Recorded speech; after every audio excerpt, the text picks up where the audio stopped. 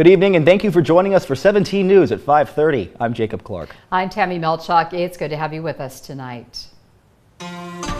We begin here at 5:30 with news making headlines around the nation. Over the past few months, thousands of Kern County SNAP recipients have been worried about where their next meal will come from.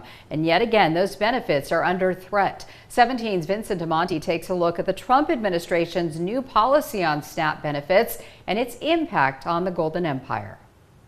Just feels like you're in limbo, like you don't know how things are going to go. Each month, more than 200,000 Kern County residents rely on SNAP and CalFresh benefits to help put food on the table. Amid the 40-day government shutdown, SNAP recipients were fearful of where they might find their next meal.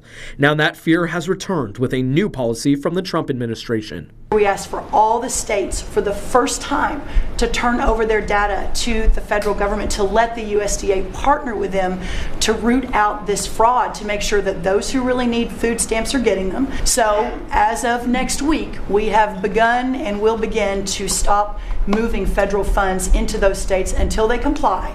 At Tuesday's cabinet meeting, Secretary of Agriculture Brooke Rollins explained that the department was investigating fraud of SNAP benefits and had requested the personal information of those recipients.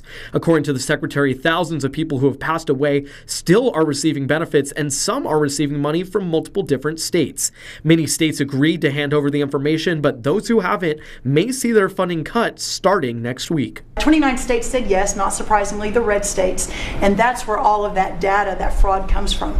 But 21 states, including California, New York, and Minnesota, the blue states, continue to say no.